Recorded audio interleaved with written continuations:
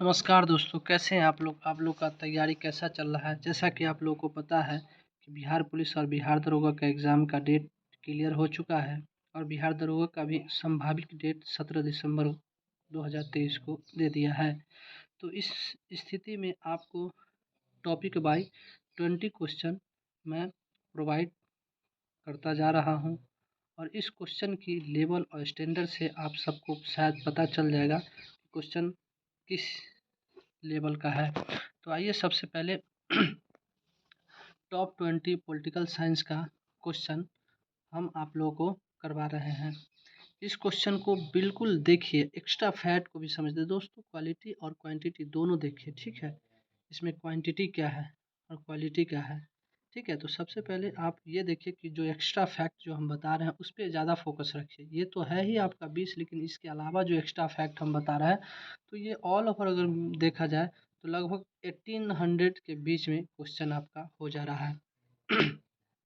तो आइए सबसे पहले हम क्वेश्चन को देखते हैं कि क्वेश्चन नंबर 1 है, संविधान सभा द्वारा भारत को एक संविधान देने का प्रस्ताव पारित किया गया था। कब किया गया था? तो option number A B C, तो इसमें ऑप्शन नंबर जो डी है 22 जुलाई 1946 को। 22 जुलाई 1900 सॉरी 22 जुलाई 22 22 जनवरी 22 जनवरी 1947 को दिया गया था। तो दोस्तों आप लोगों को पता है कि संविधान सभा द्वारा भारत को एक संविधान देने का प्रस्ताव कब पारित किया गया था? तो 22 जनवरी 1947 को। इसमें उद्देश्य प्रस्ताव नेहरू जी ने 13 दिसंबर 1946 को प्रस्तुत किया था, जो यही आगे चलकर उद्देश्य प्रस्ताव भारत की प्रस्तावना का प्रारूप बना था। अब यहाँ पे आता है क्वेश्चन नंबर 2, संसद के दोनों सदनों की संयुक्त बैठक की अवधारणा किस देश से लिया गया है? तो संसद के दोनों सदनों की संयुक्त बैठक की अवधारणा किस देश से लिया गया है? तो ऑप्शन नंबर बी, यह ऑस्ट्रेलिया के संविधान से लिया गया है। इसके अलावा उद्देशिका की भाषा, व्यापार वाणिज्य और समागम की स्वतंत्रता तथा समवर्ती सूची की व्यवस्था भी ऑस्ट्रेलिया के संविधान से लिया गया है। क्वेश्चन नंबर 3 क्या कहता है?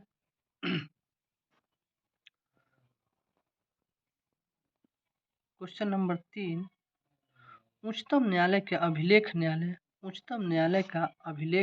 का उल्लेख संविधान के किस अनुच्छेद में है? तो उच्चतम न्यायालय का अभिलेख न्यायालय का उल्लेख जो है संविधान के अनुच्छेद 129। तो ऑप्शन नंबर बी जो है संविधान के 129 में लिखा गया है। अब यहाँ पे क्वेश्चन नंबर ए सी और D, question number A C D क्या है? तो बोल रहे हैं अनुच्छेद 215 के तहत उच्च न्यायालय को अभिलेख, जो अनुच्छेद 215 है इसके तहत उच्च न्यायालय को अभिलेख न्यायालय का उल्लेख है। अनुच्छेद 124 जो है, अनुच्छेद 124 इसके तहत उच्चतम न्यायालय की स्थापना की बात कही गई है। अनुच्छेद 214 इसके तहत राज्यों के लिए उच्च न्यायालय की बात कही गई है। क्वेश्चन नंबर 4 बोलता है कि भारतीय संघ के पदाधिकारियों को मिलने वाले वेतन, भत्ते तथा पेंशन आदि का उल्लेख संविधान के किस अनुसूची में किया गया है? तो इसका जो आंसर होगा ऑप्शन नंबर ए, दूसरा अनुसूची में। दोस्तों आप लोग को पता है तीसरा अनुसूची में शपथ का उल्लेख किया गया है। चौथा अनुसूची जो है भारत के राज्यों तथा संघ राज्य क्षेत्र का उल्लेख चौथा अनुसूची में किया गया है और सातवां अनुसूची यह समवर्ती सूची से संबंधित है। तो क्वेश्चन नंबर 5 क्या कहता है? क्वेश्चन नंबर 5 बोलते हैं राजभाषा का उल्लेख संविधान के किस भाग में किया गया है? तो राजभाषा का उल्लेख संविधान के किस भाग में किया गया है? तो ऑप्शन नंबर सी, जो संविधान का भाग 17 है इसमें राजभाषा का उल्लेख किया गया है। उसके बाद आता है भाग 15 में है निर्वाचन की व्यवस्था। उसके बाद भाग 18 में है आपात उपबंध की व्यवस्था और भाग 20 में है संविधान संशोधन की व्यवस्था। यानी भाग 20 अनुच्छेद 368 के तहत संविधान संशोधन की व्यवस्था किया गया है और संविधान संशोधन की प्रक्रिया कहाँ से लिया गया है? तो साउथ अफ्रीका से लिया गया है। तो यहाँ पे आता है क्वेश्चन नंबर 6। क्वेश्चन नंबर 6 क्या कहता है दोस्तों? क्वेश्चन नंबर 6 में है, संविधान की प्रस्तावना में निम्न में से क्या उल्लेख नहीं है? तो दोस्तों आप लोगों को पता है कि संविधान प्रस्तावना में हमको 3 प्रकार की न्याय, 5 प्रकार की स्वतंत्रता और 2 प्रकार की समानता का उल्लेख किया गया है। तो आप लोग याद कर सकते हैं, इसको ट्रिक भी है, 3 + 5 + 2 यानी 3 प्रकार की न्याय है, 5 प्रकार की स्वतंत्रता, 2 प्रकार की समानता का उल्लेख किया गया है। तो यहाँ पे जो बोल रहा है कि प्रस्तावना निम्न से क्या उल्लेख नहीं है, तो क्या उल्लेख नहीं है बोल रहा है। देखिए इसमें जो है हमको धार्मिक न्याय जो है ऑप्शन नंबर ए, यह उल्लेख नहीं है। जो आर्थिक न्याय, सामाजिक न्याय और राजनीतिक न्याय इसका उल्लेख है। बाकी जो है धार्मिक न्याय इसका उल्लेख नहीं है। क्वेश्चन नंबर 7 बोलता है, संविधान के किस संशोधन द्वारा सहकारी समितियां शब्द जोड़ा गया था? तो इसका जो आंसर हो जाएगा option number B. Option number B जो है 93 संविधान संशोधन 2011 द्वारा संविधान में सहकारिय समितियां शब्द जोड़ा गया था। और आप लोग को पता है सहकारी मंत्रालय सर्वप्रथम बनने का अवसर भारत के गृह मंत्री अमित शाह जी को मिला है। क्वेश्चन नंबर 8 में आता है, संविधान के विषय सूचियों में दिए गए सूचियां के अतिरिक्त नियम पर कानून बनाने का अधिकार किसका है? तो आप लोग को पता है कि जो है संविधान के विषय सूची में दिए गए सूचियां के अलावा नियम और कानून बनाने का अधिकार किसके पास है? तो ये जो है संसद के पास है। यह जो है आर्टिकल 248 के तहत यह विशेष पावर दिया गया है संसद को कि ये किसी भी स्थिति में या किसी भी परिस्थिति में संशोधन कर या नया कानून बना सकता है। क्वेश्चन नंबर 9 क्या बोलता है? तो भारत के राष्ट्रपति पर महाभियोग कैसी प्रक्रिया है? तो दोस्तों आप लोग को पता है कि भारत के राष्ट्रपति सबसे अपर होते हैं, सर्वोच्च होते हैं, सारी शक्तियाँ उन्हीं में समाहित होती है, ठीक है।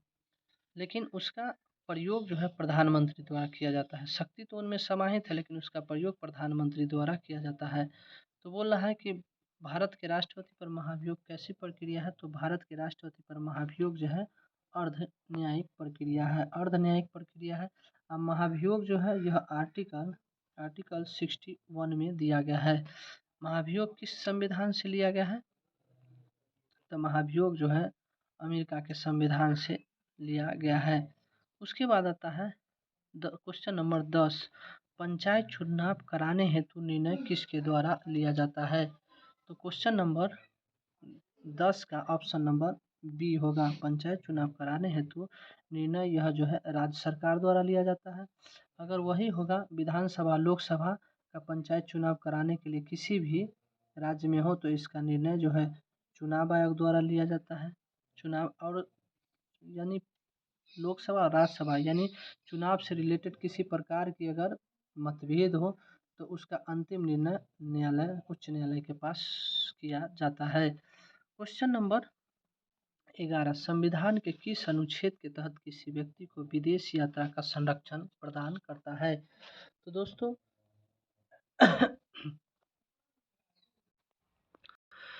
दोस्तों ये जो बोल रहा है क्वेश्चन नंबर 11, संविधान के किस अनुच्छेद के तहत किसी व्यक्ति को विदेश यात्रा के संरक्षण प्रदान करता है? तो यह जो है अनुच्छेद 21 के तहत है जो है किसी व्यक्ति को विदेश यात्रा के संरक्षण प्रदान करता है। इसका जो मेथड है बोल रहा है कि ये मेनका गांधी बनाम भारत संघ के मामले में यह निर्धारित किया गया है कि अनुच्छेद 21 के अंतर्गत कोई व्यक्ति अपनी इच्छा अनुसार कभी भी तथा कहीं भी घूमने या यात्रा में जा सकता है। अब ये अनुच्छेद 19 क्या बोलता है? तो अनुच्छेद 19 जो है वाक् की स्वतंत्रता की बात करता है।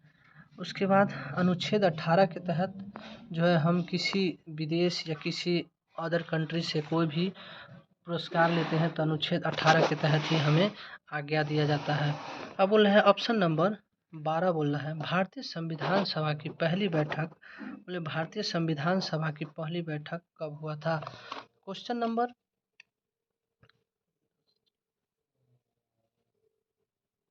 नंबर सी जो है बोला कि क्वेश्चन नंबर सी इसका आंसर सही होगा कि भारतीय संविधान सभा की पहली बैठक कब हुआ था, तो 9 दिसंबर 1946 को हुआ था। 9 दिसंबर 1946 को हुआ था। अब बोल रहा है कि इसमें 207 सदस्य हिस्सा लिया था। पहली बैठक में कितना सदस्य हिस्सा लिया था, तो 207 सदस्य हिस्सा लिया था।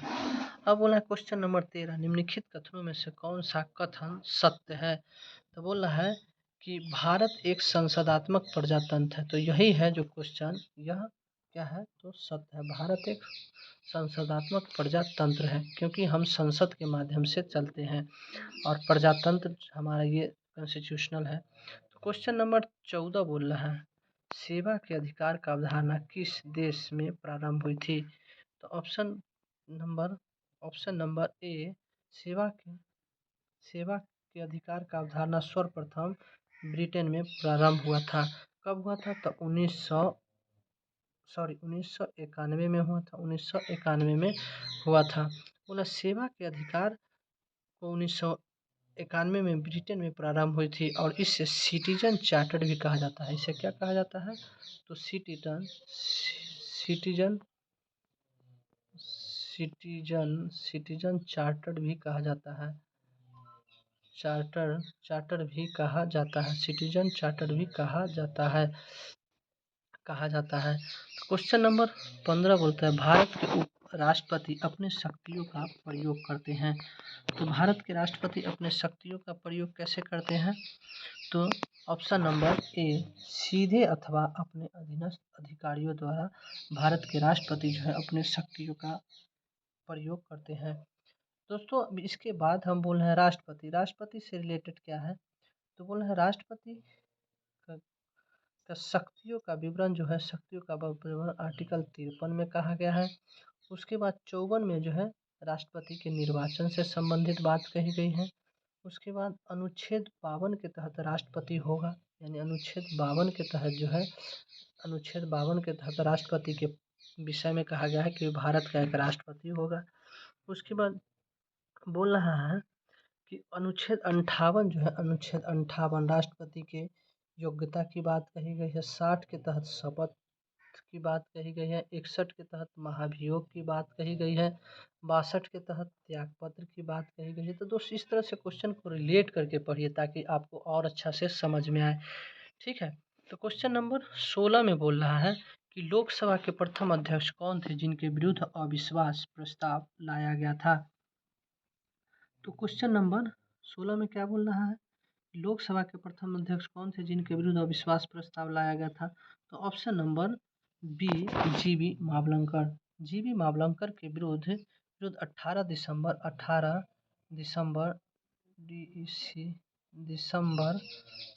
दिसंबर 1984 में किसके द्वारा लाया गया था, तो जेबी कृपलानी द्वारा लाया गया था, लेकिन इस प्रस्ताव को खारिज कर दिया था।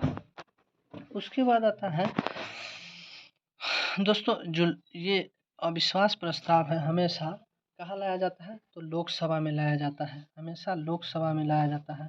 ठीक है, तो क्वेश्चन नंबर 17 बोलता है जनसंख्या नियंत्रण और परिवार नियोजन संविधान के 7वीं अनुसूची के किस सूची का विषय है, यानी जनसंख्या नियंत्रण और परिवार नियोजन जो है संविधान के 7वीं अनुसूची के किस सूची का विषय है, तो ऑप्शन नंबर इसका जो हो जाएगा बी समवर्ती सूची का विषय है। आप लोग को पता है कि समवर्ती सूची में वर्तमान में 52 विषय है, संघ सूची में 100 विषय है और राज्य सूची में 61 विषय है।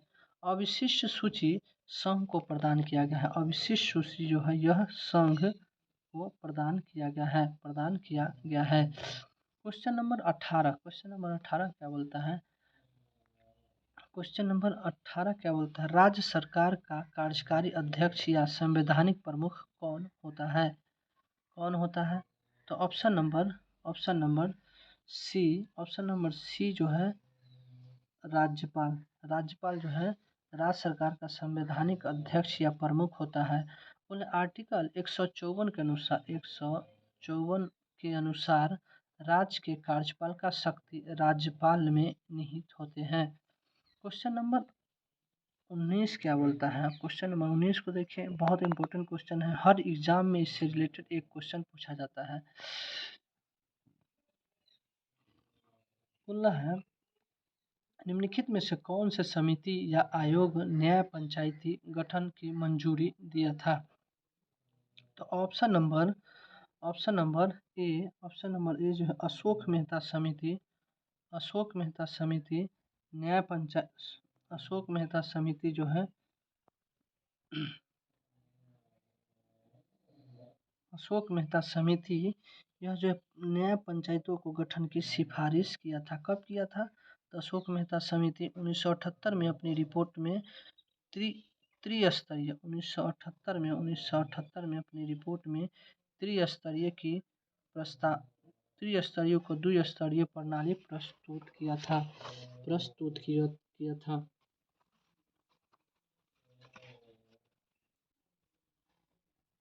और क्वेश्चन नंबर 19 उसके बाद आता है दोस्त, इसी के एक्स्ट्रा फैक्ट देख लेते हैं हम। एक्स्ट्रा फैक्ट जो है बलवंत राय मेहता समिति, बलवंत राय मेहता समिति यह जो है 1957 में अपनी रिपोर्ट प्रस्तुत किया था। उसके बाद बोल रहा है जीवी के राव समिति, जीवी के राव समिति 1985 में अपनी रिपोर्ट प्रस्तुत किया था। उसके बाद एल एम सिंघवी समिति जो था 1986 में अपना रिपोर्ट, बस पंचायती राज पे ही अपनी अपनी मत को प्रस्ताव किया था। कोई द्विस्तरीय, कोई त्रिस्तरीय, कोई उसका संवैधानिक दर्जा देने की बात कही। तो इस तरह से क्वेश्चन को रिलेट करके पढ़िए। अब बोले भारत के राष्ट्रपति पर महाभियोग किस देश के संविधान से लिया गया है? तो भारत पर राष्ट्रपति पर महाभियोग यह एक क्या है? तो अर्धन्यायिक प्रक्रिया है, यूएसए के संविधान से लिया गया है। और आर्टिकल 61 के तहत राष्ट्रपति पर महाभियोग लगाया जाता है। लेकिन इसके लिए एक प्रस्ताव है कि दोनों सदनों में से किसी, यानी राज्यसभा या लोकसभा, किसी में भी यह अविश्वास प्रस्ताव ये मतलब महाभियोग लाया जा सकता है। इससे रिलेटेड जो महाभियोग जो है राष्ट्रपति पर लाने से पहले उसको 14 दिन पूर्व उनको लिखित में सूचना देना पड़ता है। ठीक है, तो दोस्तों इस तरह से हम आपको 20 मतलब कॉन्स्टिट्यूशन का, पॉलिटिकल साइंस का जो सीरीज है बिहार पुलिस और दरोगा का, ये करवाया। और इसकी लेवल को आप देखिए, उसके बाद क्वेश्चन को समझिए और अपने हो सके तो कॉपी के नोट्स में भी नोट्स करते रहिए, नोटबुक में नोट्स कीजिए। तो दोस्तों आप लोग को स्टडी विथ राजीव 1 to 9 8 में हमेशा कंटिन्यू जो ये सीरीज है वो सीरीज दिया जा रहा है, ताकि आप अपने एग्ज़ाम के समय अच्छा से इम्प्रूव कर पाए। तो हमारे study with Rajiv 1 to 9 8 channel को सब्सक्राइब कीजिए, कमेंट कीजिए, लाइक कीजिए और शेयर कीजिए और मोटिवेट कीजिए, ताकि हम और अच्छा से अच्छा वीडियो आपको बनाएं। और कमेंट कीजिए कि आपको किस कंटेंट पे वीडियो बनाना है और किस कंटेंट पे वीडियो आपको चाहिए। थैंक यू दोस्तों।